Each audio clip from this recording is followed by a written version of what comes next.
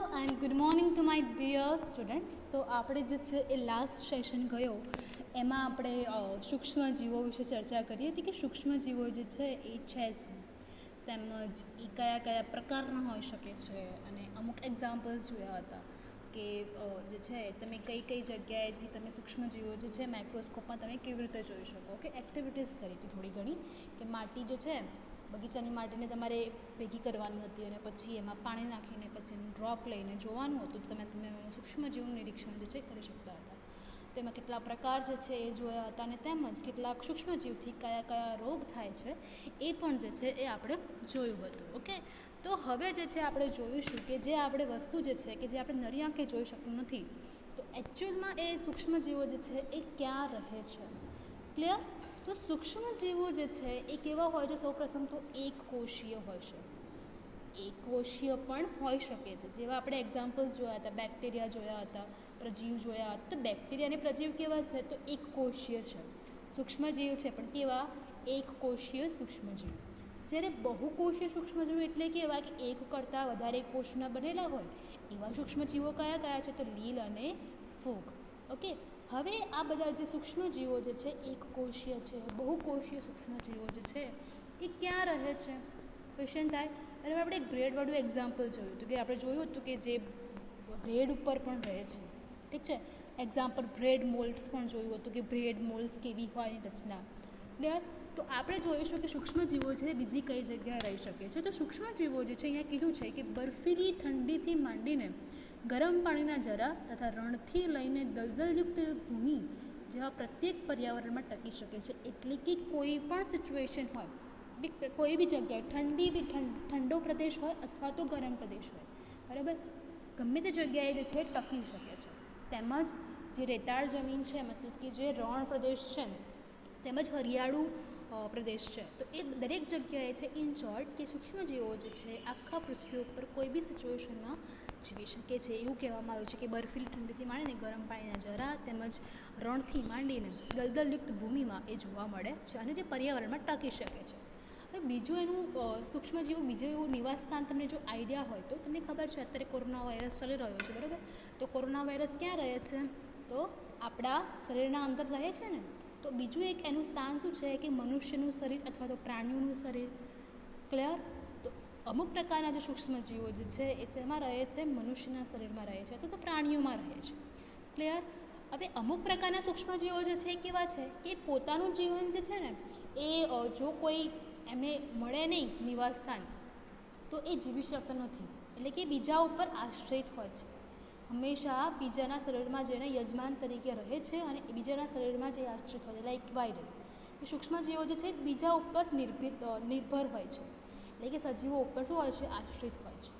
જ્યારે કેટલાક જેવા એવા પણ હોય છે કે એ સ્વતંત્ર સ્વરૂપે જોવા મળે છે. ઠીક છે.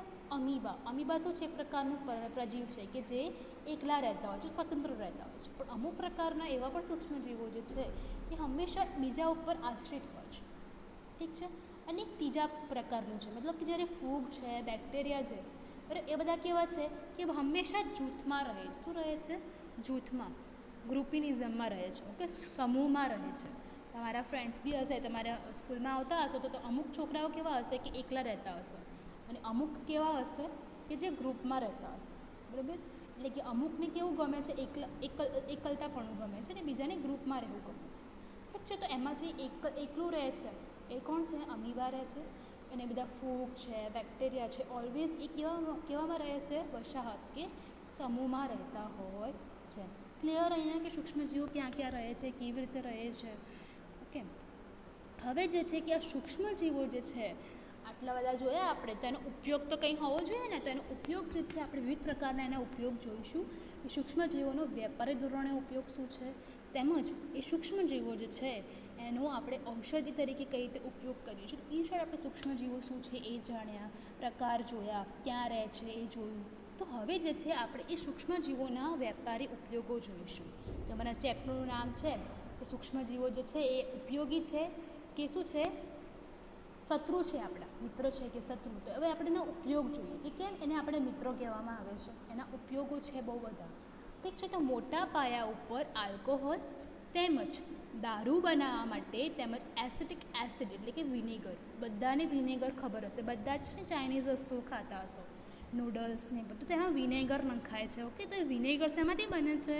તો આ સૂક્ષ્મજીવોમાંથી બને છે. ઠીક છે. જો આ સૂક્ષ્મજીવ ના હોત અને જો વિનેગર ના બને તો તમારી ચાઇનીઝ વસ્તુ આટલી ટેસ્ટી લાગે?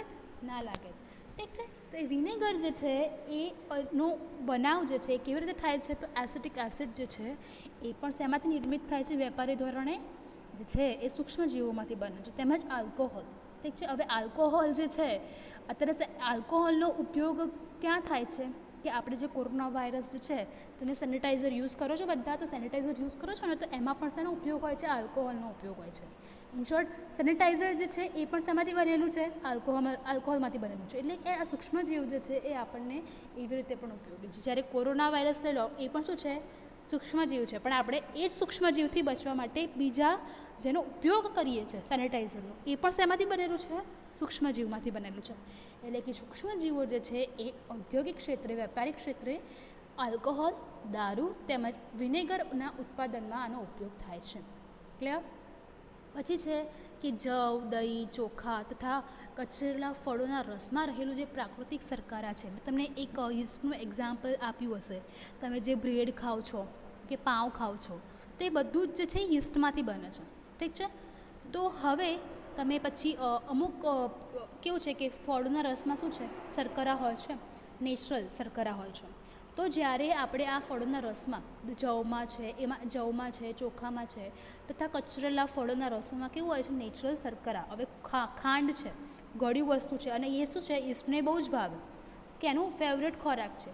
તો એના કારણે શું કરશે? આ બધી વસ્તુમાં જ્યારે આપણે આ યીસ્ટ નાખીએ છીએ એટલે શું થશે? એમાં ફર્ટિલાઇઝેશન એટલે કે આથવણની ક્રિયા થશે અને પછી એમાંથી શું બનશે? આલ્કોહોલ બનશે. તને ખબર પડી ગઈ ને હવે આલ્કોહોલ કેવી રીતે બને છે? જવમાંથી જે બને છે, જવમાં જે યીસ્ટ નાખીને પછી જે આલ્કોહોલ બને છે એને શું કહેવામાં આવે છે? બિયર. ઓકે. પછી કચરેલા ફળોના રસોમાં જે છે એનો પણ ઉપયોગ જે છે, ફળોનો ઉપયોગ પણ આલ્કોહોલ બનાવવામાં થતો હોય છે. એટલે કે જવ, દહીં, ચોખા, ફળોનો રસ કે જેનો ઉપયોગ જે છે એ આલ્કોહોલ બનાવવામાં થાય છે, કે એમાં જે ઉપયોગી સૂક્ષ્મજીવ છે એ કયું છે? યીસ્ટ. ક્લિયર? હવે જોઈશું કે સજીવોમાં, સૂક્ષ્મજીવોમાં ઔષધીય ઉપયોગ શું છે? ઔષધીય ઉપયોગ મેં તમને કીધું હતું, ખબર છે ને કે ફૂગનું એક્ઝામ્પલ જોયું તો એમાં પણ પેનિસિલિયમ ફૂગ હતી. તો અમુક પ્રકારના જે સૂક્ષ્મજીવો જે છે ને એ દવાઓ બનાવવા માટે પણ શું છે? ઉપયોગી છે. તમે જે દવાઓ લો છો, ડૉક્ટર જોડે જાઓ, બરાબર, તો પેનિસિલિયમનું તમને ઇન્જેક્શન આપે છે. ઓકે. પછી છે તાવ આવ્યો હોય તો પછી તમને ઇન્જેક્શન આપે છે, એન્ટીબાયોટિક્સ આપે છે, ગોળીઓ આપે છે. એ બધી ગોળીઓ જે છે એ શેમાંથી બનેલી હોય છે? તે બધી ગોળીઓ જે છે એ સૂક્ષ્મજીવોથી, મોસ્ટ ઓફ જે ગોળીઓ હોય છે એ બધી શેમાંથી બનેલી હોય છે? એન્ટીબાયોટિક્સ જે છે એ સૂક્ષ્મજીવોમાંથી બનેલી હોય છે. આ પેનિસિલિયમ જે છે અહીંયા બોટલ આપી તમે જોઈ શકો છો કેવી રીતે જે છે એનું બનાવવામાં આવે છે. ક્લિયર? તો એનું જે છે ઔષધીય રીતે પણ એનો શું છે? બહુ બધો ઉપયોગ. આપણે જે છે સૂક્ષ્મજીવોનો ઔષધીય ઉપયોગ જોયા, અને હવે જે છે એ આપણે સૌપ્રથમ જે છે દવા તરીકે સૂક્ષ્મજીવોનો ઉપયોગ કયા સાયન્ટિસ્ટે કર્યો હતો એ જોઈએ. તો ઈસવીસન 1929ના અંદર એલેક્ઝાન્ડર ફ્લેમિંગે નામના જે સાયન્ટિસ્ટ હતા, જે રિસર્ચર હતા, એમણે સૌપ્રથમ જે છે સૂક્ષ્મજીવોનો ઉપયોગ કરીને દવા બનાવી હતી. ઓકે. તો એમને શું કર્યું હતું? તો એ જ્યારે જે છે રિસર્ચ કરતા હતા, તો પ્રયોગ કરી રહ્યા હતા. ઓકે. એમના લેબના અંદર બેક્ટેરિયાનો જે છે એ પ્રયોગ કરી રહ્યા હતા. તો એ વખતે એ જે છે એમને જે છે જ્યારે પ્રયોગ કરી રહ્યા હતા, તો એમની જે પ્લેટ હતી, કાચની પ્લેટ, તમે જોઈ શકો છો અહીંયા જે છે એ કાચની પ્લેટ જે છે એ દેખી રહી છે. ઓકે. તો કાચની પ્લેટ જે છે એ જે છે ફ્લેમિંગો જોઈ રહ્યા હતા. તો એ વખતે એમને શું દેખાયું? કે એના અંદર જે છે એમને બીજાણુઓની રચના જોવા મળી, નાના નાના બીજાણુઓ જોવા મળ્યા. કે લીલા રંગના બીજાણુઓ જોવા મળ્યા. તેમને જોયું કે આ જે લીલા લીલા બીજાણુઓ જે છે ને એ શું કરે છે? કે જે મારા પ્લેટની અંદર જે બેક્ટેરિયા જે છે, આ કાચની પ્લેટમાં શું હતા? બેક્ટેરિયા હતા, કે જેની શું કરે છે? વૃદ્ધિ અટકાવે છે. આ જે લીલા ડબ્બા છે એ શું કરે છે? એ બેક્ટેરિયાની વૃદ્ધિ શું કરી રહ્યા છે? અટકાવી રહ્યા છે. બરાબર. તો આમાંના ઘણા બેક્ટેરિયાનો પણ તેને નાશ પણ કર્યો હતો. તેમજ એ વૃદ્ધિ તો અટકાવે જ છે, તેમજ અમુક પ્રકારના બેક્ટેરિયા જે હતા પ્લેટ ઉપર એને નાશ પણ કર્યો હતો. બરાબર. હવે એ જે મોલ્ડ હતી, બરાબર, એ મોલ્ડ જે હતી એમાંથી શું બનાવવામાં આવ્યું? પેનિસિલિન બનાવાઈ. પેનિસિલિન શું છે? એક પ્રકારની દવા છે. ઓકે, તો એ દવા કેવી રીતે બનાવવામાં આવી? તો એની જે સૌ પ્રથમ જે સૂક્ષ્મજીવોનો ઉપયોગ કર્યો હતો એ શું હતું? એલેક્ઝાન્ડર ફ્લેમિંગે કર્યો હતો. ક્લિયર? કેવી રીતે કર્યું તેમનું રિસર્ચ વર્ક? Okay, done. હવે જે છે એમને શું કર્યું? એના ઉપર રિસર્ચ કર્યું કે આ છે શું, બરાબર, કે આ જે છે કે મારા બેક્ટેરિયાની જે વૃદ્ધિ જે છે અટકાવી રહી છે, આ વસ્તુ શું છે? તો શું હતું? એ પેનિસિલિયમ. એ શું હતું? ફૂગ હતી. જે ફૂગ જે છે પેનિસિલિયમ ફૂગ, એનો સૌ પ્રથમ જે છે સૂક્ષ્મજીવનો એ દવા તરીકે ઉપયોગ થયો હતો, જેનું નામ શું છે? પેનિસિલિયમ. ઓકે, અને એ જે છે પેનિસિલિયમ જે છે તમે જોઈ શકો છો એલેક્ઝાન્ડર જે છે એમની ઇમેજ છે કે કેવા દેખાતા હતા. ઓકે, અને અહીંયા જે છે એના બાજુનામાં તમે જોશો કે આ જે છે પેનિસિલિયમ જે છે કેવી દેખાય છે? ફૂગ, એની ડ્રોઈંગ છે. અને આ જે છે ને શું છે? એનું રાસાયણિક બંધારણ છે. ક્લિયર? હવે જે છે હવે તેમ જ આપણને ખબર પડી કે આનો આવી રીતે ઉપયોગ થતો હતો. પેનિસિલિયમ ફૂગ સૌ પ્રથમ દવા કેવી રીતે બની? ફૂગમાંથી બની. ઓકે, એલેક્ઝાન્ડર ફ્લેમિંગે બનાવી. પણ એના સિવાય પણ આ દવા છે એન્ટીબાયોટિક્સ જે છે કે જે છે એ સૂક્ષ્મજીવનું શું કરે છે? નાશ કરે છે, એ લોકોની વૃદ્ધિ અટકાવે છે. તો એનો ઉપયોગ જે છે એ જે છે પાલતુ પ્રાણીઓ છે તેમજ મરઘા જે છે એમાં પણ શું હોય છે? સૂક્ષ્મજીવો આવેલા હોય છે. ઓકે, એમાં પણ શું છે? એનું સંક્રમણ વધતું હોય છે. તો એનું જે સંક્રમણ જે છે એ પાલતુ પ્રાણીઓમાં છે કે જે છે મરઘાઓમાં ના વધે, તો એના માટે પણ એ લોકોને એમના આહારમાં, એમના ખોરાકમાં જે છે આવા પ્રકારની દવાઓ જે છે, એટલે કે આવા પ્રકારની એન્ટીબોડીઝ જે છે એ એન્ટીબાયોટિક્સ જે છે એ આપવામાં આવે છે. ક્લિયર? હવે જોઈશું કે રસી. કે તમારો નેક્સ્ટ ટોપિક કયો છે? રસી. રસી શું છે? તો આપણે બધાને ખબર છે કે આપણે જે છે પોલિયોની રસી લઈએ છીએ. એક બેસ્ટ એક્ઝામ્પલ છે પોલિયોવાળું, કે પોલિયો જે છે એની રસી લઈએ છીએ. તો જ્યારે આપણા બોડીને જ્યારે કોઈ સૂક્ષ્મજીવ છે એટેક કરે, પહેલી વાર એટેક કરે, બરાબર, તો શું થશે? પહેલી વાર એટેક કર્યો છે તો ત્યારે શું થશે? આપણા બોડીમાં શું થશે? કે ડિફેન્સ મિકેનિઝમ ફોર્મ થશે. એક પ્રકારનું શું કહેવાય ને, શરીરમાં એક એન્ટીબોડી ઉત્પન્ન થશે. જ્યારે કોઈ પણ રોગકારક સૂક્ષ્મજીવ જે છે આપણા શરીરમાં પ્રવેશે છે, બરાબર, ત્યારે શું થશે? કે એની સામે લડત આપવા માટે, બરાબર, આપણું શરીર શું કરશે? એન્ટીબોડી ફોર્મ કરશે. હવે શરીરને એ પણ યાદ રહે છે કે એ જ સૂક્ષ્મજીવ જ્યારે આપણા શરીરમાં પુનઃ પ્રવેશે, હવે શું કરે છે કે સૂક્ષ્મજીવ આપણા શરીરમાં એને દાખલ કર્યો, આપણે એન્ટર થયો, પ્રવેશ્યો, તો આપણા શરીરમાં શું થયું? લડત આપવા માટે, નથી બચવા માટે આપણા બોડીએ શું કર્યા? એન્ટીબોડી ઉત્પન્ન કર્યા. બરાબર, હવે શરીરને એ પણ યાદ રહે છે કે કયો સૂક્ષ્મજીવ હતો. હવે જે સૂક્ષ્મજીવ જ્યારે આપણા શરીરમાં ફરીથી જો પ્રવેશે, બરાબર, એટલે એને યાદ રાખ્યું આ સૂક્ષ્મજીવને, અને પછી જ્યારે જો ફરીથી જો આ સૂક્ષ્મજીવ જે છે એ પ્રવેશે, તો તે જે છે એ એન્ટીબોડીથી તેની સામે કેવી રીતે લડત આપી શકાય? બરાબર, ફરીથી પ્રવેશે તો હવે એને કેવી રીતે એની જે છે સામે લડત આપી શકાય? આથી જો મૃત અથવા તો નિષ્ક્રિય સૂક્ષ્મજીવોને શરીરમાં અંદર દાખલ કરાવવામાં આવે તો શું કરશે? શરીરના કોષો જે છે તેની સામે લડત આપવા માટે શું કરશે? એન્ટીબોડી ઉત્પન્ન કરીને શું કરશે? રોગોનો નાશ કરી નાખશે. આ એન્ટીબોડી આપણને શરીરમાં હંમેશા માટે રહે છે. અને આ પ્રકારનું જે એન્ટીબોડી છે, એકવાર બનાવી દીધું કે આ એક કોઈ રોગ થયો, કોઈ સૂક્ષ્મજીવના સામે આપણે જે એન્ટીબોડી બનાવ્યું છે, બરાબર, એ જ છે એકવાર સૂક્ષ્મજીવ દાખલ થયો પછી આપણે જે એન્ટીબોડી બનાવ્યું એ આખા જીવન સુધી જે છે આપણા શરીરમાં રહે છે. તો જ્યારે જો ફરીથી આ રોગકારક સજીવ જે છે, બરાબર, આપણા બોડીને એટેક કરશે તો એને શું કરશે? પચાવશે. ક્લિયર? તો આ પ્રકારે શું કરે છે? રસી કાર્ય કરે છે. રસી કેવી રીતે કાર્ય કરે છે આપણને ખબર છે. તો રસી અભ્યાસ કીધું કે રસી શું છે? એક પ્રકારનું શું છે? મૃત અને નિષ્ક્રિય સૂક્ષ્મજીવનું દ્રવ્ય છે કે જે આપણને આપવામાં આવે છે. એટલે કે જેના કારણે શું થશે? કે આપણા બોડી છે જે ડિફેન્સ મિકેનિઝમ ફોર્મ કરશે, એટલે કે એન્ટીબોડીઝ ફોર્મ કરશે. હવે એ એન્ટીબોડી જે ફોર્મ કરી દે છે, હવે આપણા સજીવ શરીરમાં જીવન પર્યંત સુધી ચાલુ રહેશે. જો ફરીથી તો સૂક્ષ્મજીવ જે આપણને એટેક કરશે તો આપણામાં શું છે? એન્ટીબોડી છે અને પ્રોટેક્શન માટેની સિસ્ટમ છે, તો એના સામે શું કરશે? આપણને બચાવ કરશે. તો રસી પણ એક પ્રકારનું શું છે? કે સૂક્ષ્મજીવોમાંથી બને છે કે જે આપણને વિવિધ રોગો, જે સૂક્ષ્મજીવોથી જે રોગો થાય છે એનાથી શું કરે છે? બચાવ કરે છે. ઓકે, હવે જોઈશું અહીંયા શું છે? બેક્ટેરિયા, અહીંયા જે વાયરસ છે, વાયરસ જે છે આપણા બોડીમાં એન્ટર થાય, એક પ્રકારનું સૂક્ષ્મજીવ છે. ઓકે, તો આપણા બોડીએ શું કર્યા કે એ એન્ટીબોડી ફોર્મ કરી દીધા. હવે એન્ટીબોડી ફોર્મ થઈ ગયા છે. ઓકે, તો એના પછી શું થશે? કે જ્યારે આ ફરીથી આ સૂક્ષ્મજીવ આપણા બોડીમાં એન્ટર થશે ને, તો હવે જે છે આપણે એનાથી બચવા માટે શું હશે? આપણે તૈયાર રહીશું. આપણી બોડી જે છે તૈયાર હશે આ પ્રકારના સૂક્ષ્મજીવથી બચવા માટે. ક્લિયર? હવે આ જે છે બીજા પ્રકારની રસીઓના નામ છે. ઓરી અને રૂબેલાની રસીઓ જે છે એ આપવામાં આવે છે. આ રોગ છે કે જે બેક્ટેરિયા કે સૂક્ષ્મજીવો દ્વારા થતા હોય છે. તો એની રસીઓ જે છે એ જે નાના બાળક હોય ત્યારે જે છે ગવર્મેન્ટના થ્રુ જે છે ઓથોરાઇઝડ કરવામાં આવે છે. એના કાર્યક્રમો કરવામાં આવે છે. છોકરાઓને આ રસી આપવામાં આવે છે, ઓરી અને રૂબેલાની રસી. ઠીક છે. તો અહીંયા જે છે એનું પોસ્ટર આપ્યું છે કેવી રીતે રસી આપવામાં આવે. તમે પણ આ રસી લીધી હશે તમારા સોસાયટીમાં, અને એવી રીતે પોલિયોની રસી આપવા માટે જે છે અમુક ચોક્કસ સમય અંતરે જે છે દરેક વર્ષે જે છે આ પ્રોગ્રામ જે છે એ ગવર્મેન્ટના અંતર્ગત થતો હોય છે, અને એના માટે બહુ જાગૃતિ કરવા માટે જે છે એનું અભિયાન પણ ચાલતું હોય છે. ક્લિયર? હવે જોઈશું કે ભૂમિની ફળદ્રુપતામાં વધારો. ઔષધિ તરીકે ઉપયોગ જોઈ લીધો, બરાબર. આપણે એને વેપારી ધોરણેનો ઉપયોગ છે સૂક્ષ્મજીવોનો એ પણ જોયું.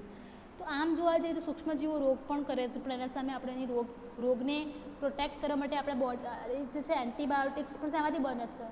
શું છે? એન્ટીબાયોટિક્સ પણ શેમાંથી બન્યું આપણું? સૂક્ષ્મજીવોમાંથી. એટલે આમ જોવા જઈએ તો મિત્રો પણ છે અને શત્રુ પણ છે, બરાબર. હવે જોઈશું કે ભૂમિની ફળદ્રુપતા વધારવામાં પણ આ બેક્ટેરિયા જે છે, આ સૂક્ષ્મજીવો જે છે ઉપયોગી નીવડે છે. તો કેવી રીતે ઉપયોગી નીવડે છે? તો કેટલાક બેક્ટેરિયા જે છે નિર્હરિત લીલ છે, ઓકે, વાતાવરણમાં રહેલા નાઇટ્રોજનનું શું કરે છે? સ્થાપન કરી શકે છે. હવે આપણે તમને ખબર છે કે આપણા જે જમીન જે છે વિવિધ પ્રકારના પોષક દ્રવ્યોની જરૂર પડે, એમાંનું એક નાઇટ્રોજન છે. તો હવે નાઇટ્રોજન ક્યાંથી હોય? તમને ખબર છે કે નાઇટ્રોજન જે છે એ હંમેશા શેમાં જોવા મળે છે? તો એ ફક્ત ને ફક્ત વાતાવરણમાં જોવા મળે છે. તો એ વાતાવરણમાંથી એ નાઇટ્રોજનને જમીન ઉપર જમીનમાં લાવવા માટેની જે જરૂર વસ્તુ છે શું છે? બેક્ટેરિયા છે. બેક્ટેરિયા છે, નિર્હરિત લીલ છે, બરાબર. એ શું કરશે કે વાતાવરણમાં જે નાઇટ્રોજન જે છે ને એને શું કરશે? સ્થાપન કરાવશે જમીનમાં. તો આ પ્રકારે જે છે એ ભૂમિમાં નાઇટ્રોજનનું પ્રમાણ વધે છે. નાઇટ્રોજનનું પ્રમાણ વધારવા માટે જે છે કેવી રીતે વધે છે? તો એના માટે બેક્ટેરિયા જરૂરી છે. ક્લિયર? કે જેમાંથી પછી શું છે? નાઇટ્રોજનનું પ્રમાણ વધે એટલે કે શું કહેવાય કે પોષક દ્રવ્યોનું પ્રમાણ વધે. પોષક દ્રવ્યોનું પ્રમાણ જો જમીનમાં વધી જાય તો શું થઈ ગયું કે એની ફળદ્રુપતા પણ શું થઈ જાય છે? વધી જાય છે. આમ આ સૂક્ષ્મજીવોને સામાન્ય રીતે જૈવિક નાઇટ્રોજન સ્થાપક તરીકે પણ કહેવામાં આવે છે. એટલે કે કેવા છે? જૈવિક છે, સજીવ.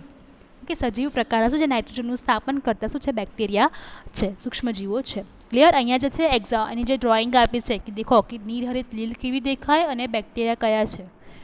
ઓકે.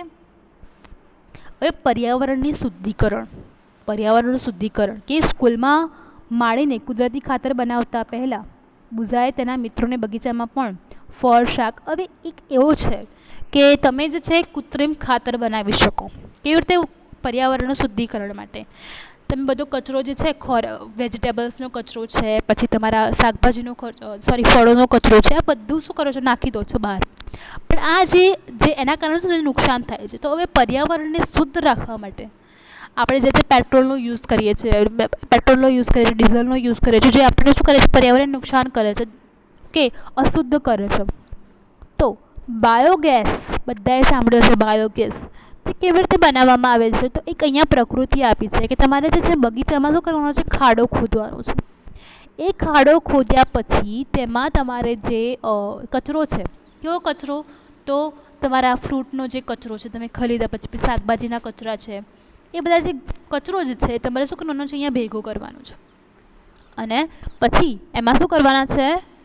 પછી શું કરશે કે એમાં જે છે બેક્ટેરિયા છે, સૂક્ષ્મજીવો ફોર્મ થશે, અને પછી થશે એમાંથી બાયોગેસ ફોર્મ થશે. ઓકે. તો આ જે છે આખી એક્ટિવિટી જે છે એ આપણે આના પછીના સેશન્સમાં જોઈશું કે એ જે છે પર્યાવરણના શુદ્ધિકરણ માટે જે છે એ તમે કુદરતી ખાતર તમે કેવી રીતે બનાવી શકો. જે કુદરતી ખાતર જે છે એ પર્યાવરણના શુદ્ધિકરણમાં ઉપયોગી છે. અને એ કેવી રીતે જે છે ઓર્ગેનિક ખાતર શું કરશે કે ઓર્ગેનિક ખાતર જે છે એટલે કે કુદરતી ખાતર, પણ જે કેમિકલ્સ જે ખાતર હોય છે, કેમિકલવાળા ખાતરો હોય, શું કરે છે? એ જમીનને શું કરે છે? નુકસાન કરે છે. ઓકે. તો આપણે જે છે એ આના પછીનું સેશન જે છે એમાં આપણે ફક્ત ને ફક્ત બાયોગેસ પ્લાન્ટ જોઈશું કે બાયોગેસ કેવી રીતે બને છે, પછી એમાંથી કુદરતી ખાતર કેવી રીતે બને છે. એક એનિમેટેડ વિડીયો દ્વારા જોઈશું કે બાયોગેસ પ્લાન્ટ કેવો હોય છે, એમાં આપણે કેવી રીતે આ એક્ટિવિટી જે છે કરી શકીએ છીએ. ક્લિયર? તો અહીંયા જે છે તમારું અહીંયા ચેપ્ટર જે છે એમાં એક એક્ટિવિટી બાકી છે. ક્લિયર? તો અહીંયા જે તમારું આ જે સેશન જે છે અહીંયા કમ્પ્લીટ થાય છે. Thank you.